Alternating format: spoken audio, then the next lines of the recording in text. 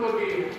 जो ब्राह्मण का धन जो है वो विष से भी ज्यादा विषैला होता है। विष केवल खाने वाला ही मरता है और ब्राह्मण का धन जिस परिवार में लग जाता है वो कुले समूलन नश्यते, वो कुल जो है समूल नष्ट हो जाता है। इसलिए सुदत्तां परदत्तां वा ब्रह्म वृत्तिं हरेच्छया खष्ट वर्ष सहस्राणि निष्ठायां जायते पुण्य।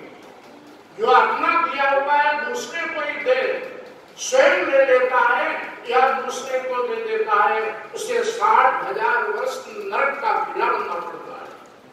आज राजा नरक को गिरगिट की ओर में आना पड़ा, भगवान ने बाएं हाथ से उठाया और भगवान का हाथ लगते ही गिरगिट की ओर से राजा नरक मुक्त हो गए और भगवान ने अपना ध्यान ले लिया। इधर बलराम जी चैत्र और वैशाख के 2 महीने ब्रज में बिताए हैं। पौंड्रिक और काशी नरेश का भगवान ने युद्ध करके उद्धार किया। तत्पश्चात बलराम जी ने तीर्थ यात्रा की। तीर्थ भी याद रखना एक धर्म के भगवान के अंग बताए गए, इसलिए शक्ति और सामर्थ्य के अनुसार तीर्थ यात्रा जरूर करनी चाहिए। हमारे आदरणीय सम्मानीय श्री राम प्रकाश जी शर्मा, जिनको गांधी जी कहते हैं, आप सब लोग जानते हो, एक घर में बहुत कम रहते हैं, तीर्थों में ज्यादा रहते हैं। कहीं नैनीताल में, कहीं काशी में, कहीं हरिद्वार में, कहीं मथुरा वृंदावन में, कहीं बद्रीनाथ, कहीं कहीं जा रहे हैं। अब हमारी दिसंबर में राम कथा हरदोई में है और इन्होंने अभी से नोट कर लिया कि हम आपकी राम कथा जरूर पहुंचाएंगे। तो एक ब्राह्मण होते हुए इनको तीर्थों से और भगवान की कथाओं से बड़ा प्रेम है। कथाएं बहुत सुनते, हम देखते इलाहाबाद पे जाते हैं और एक महीना 15 दिन वहां रहते हैं और वहां रहकर आपने इनके स्वभाव को भी देखा होगा। गांधी जी कपड़ों से संत नहीं लेकिन स्वभाव से संत है। और मैं तो वहां 15 दिन रहता हूँ, देखता हूँ 10, 15 कई ब्रह्मचारियों को, महात्माओं को जलपान और भोजन रोज कराना है। गांधी जी कहते हैं प्रातः काल 1 महीना वहां इलाहाबाद प्रयाग में संगम के किनारे चाय बढ़ती है, लोग अजरा बढ़वाते हैं और इनका भी काम है सवेरे चाय बनवाकर एक पर रख देना और जो आए सो पी जाए।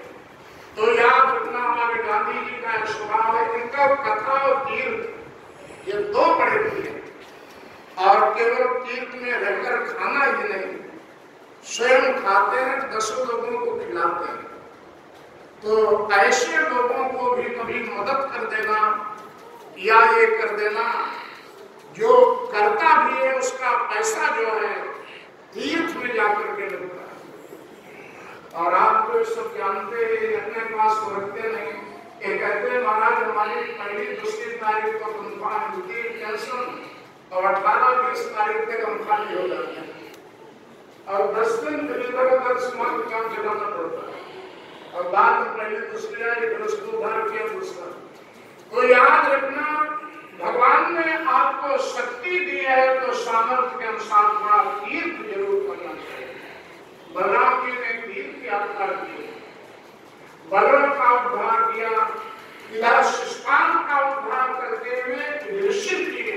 भगवान श्री कृष्ण ने राजश्री युद्ध किए और उसमें सेवा का काम स्वयं भगवान श्री कृष्ण ने किया। शिष्टान का बल उसी युद्ध में हुआ है। ये कथाओं का नाम लेकर केवल आगे बढ़ रहे हैं। और इधर महाराज राजा परीक्षित ने प्रश्न किया कि आपने भगवान के अवतार की और लीलाओं की कई कथाएं सुनाई, मैंने सुने, अब आप किसी भक्त की कथा सुनाइए जिसको सुनकर भगवान प्रसन्न हो। एक बात और ध्यान देना, मैं कहा करता हूँ भगवान की कथा से भक्त प्रसन्न होते हैं और भक्तों की कथा से भगवान प्रसन्न होते हैं। इसलिए भगवान राम को प्रसन्न करना है तो राम के सामने एक बार रामायण न पढ़ो, श्री राम जय राम भले न करो, हनुमान चालीसा का पाठ करो, हनुमान जी का कीर्तन करो, राम भगवान खुश हो जाए। और यदि हनुमान जी को खुश करना है तो मैं कहा करता हूं हनुमान जी के सामने हनुमान चालीसा का पाठ कभी मत करो, सुंदरकांड का पाठ करो। कुछ न कर पाओ तो 3 बार श्री राम जय राम जय राम जय जय राम, जय श्री राम जय जय श्री राम, जय श्री राम जय जय श्री राम, जय श्री राम जय जय श्री राम 3 बार हनुमान जी के सामने राम का कीर्तन कर दिया करो, नाम बोल दिया करो। वो सज्जनों माताओं बहनों हनुमान जी अपने आप खुश हो जाएंगे। वैसे तो 4 लोगों के नाम अलग अलग हैं, लेकिन स्वरूप एक है। कौन कौन से? भगति भगत भगवंत गुरु चतुर नाम बपु एक, इनके पद बंधन किए नाशहि विघ्न अनेक। भगवान की भक्ति करो तो भी भगवान खुश होते हैं।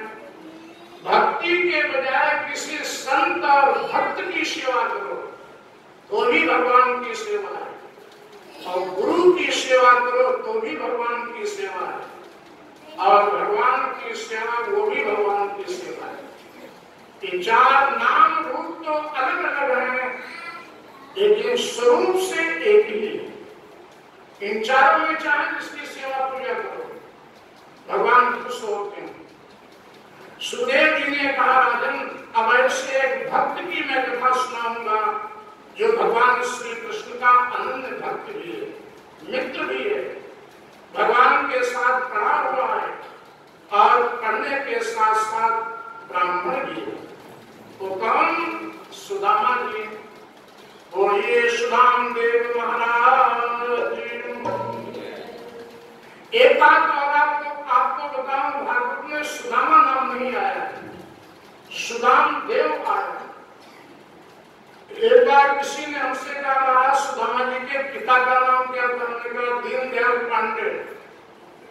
बोला महाराज हमने कहीं नहीं देखा।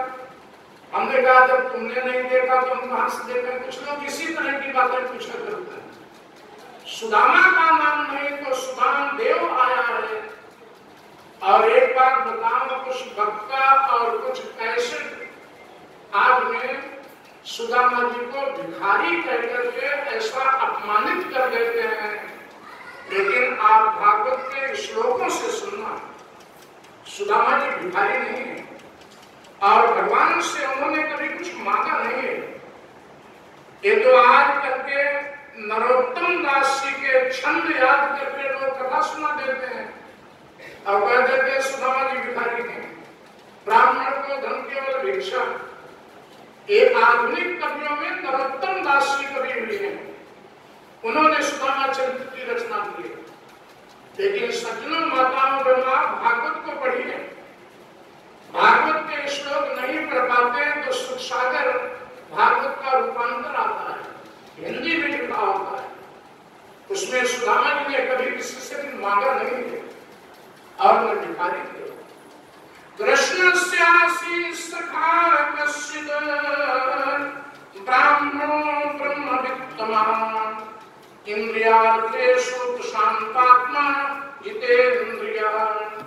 ये जितेन्द्रिय भगवान श्री कृष्ण के अनन्य मित्र, ब्राह्मणों में उत्तम ब्राह्मण विरक्त और बड़े ही धनवान थे। वित्तमा सुदामा जी के लिए आया है, बड़े धनवान थे। अब आप जरा विचार करो किस चीज के धनवान थे। हम आप केवल धनवान धनी को मान लेते हैं, पैसे वाले को धनवान मान लेते हैं, लेकिन नहीं, पुराणों में वेदों में आया है कि पैसा वाला नहीं, ब्राह्मण का धर्म जो है वो धन होता है। ब्राह्मण जितना धर्मात्मा हो, जितना त्यागी हो, जितनी तपस्या करने वाला हो, समझ लेना उतना धनवान है। और नंबर 2, क्षत्रिय का धन बल होता है। क्षत्रिय होकर के जितना बलवान हो, समाज की रक्षा करने में सामर्थ्यवान हो, आप समझ लेना वो क्षत्रिय उतना धनवान है। और वैश्य का धन दान होता है। वैश्य को धन इकट्ठा करना चाहिए, लेकिन दीन दुखियों की सेवा के लिए। और जितना वो दान देता हो समझ लेना वो उतना धनी है। और शूद्र का धन जो है सेवा होती है। शूद्र के अंदर जितनी सेवा भाव हो आप समझ लेना उतना धनवान है। ब्राह्मण का धन धर्म होता है, क्षत्रिय का धन धर्म होता है, वैश्य का धन दान होता है और शूद्र का धन सेवा होती है। सुदामा जी को बड़ा धनवान कहा गया है और कभी उन्होंने किसी से मांगा तो है ही नहीं। भागवत में आया है यदक्षयोपपन्नेन, बिना मांगे जो सुदाम देव जी को मिल जाता था उसको ले लेते थे। संत ब्राह्मण का धर्म होता है बिना मांगे मिल जाए उसको ले लेना। मैं एक बात कहा करता हूँ, बिन मांगे मिले सो दूध बराबर और मांगे मिले सो पानी, और कहा है कबीरो रक्त बराबर जामे पैंचा करने। बिना मांगे जो मिल जाए याद रखना वो तो दूध के बराबर होता है। संत ब्राह्मण को मांगना नहीं चाहिए, बिना मांगे मिल जाए उसे छोड़ना नहीं चाहिए, जो उसका धर्म होता है। यहाँ तो लगभग हम दूसरी बार आया, अपनी बार ज्यादा परिचय हुआ, पहली बार और एक कथा में हम लगातार 30-35 साल से जा रहे हैं। और सज्जनों माताओं बहनों जिन्होंने 7 दिन की कथा सुनी हो वो अनुभव भी करते होंगे। हमने किसी के दान को, किसी के रुपयों को लाउड स्पीकर से नहीं बताया, जबकि ये होना भी चाहिए। आज के वक्ता तो कथा कम कहते हैं, देने वाले का नाम बार बार लेते हैं, इसलिए देते हैं दूसरे को उत्साह वो भी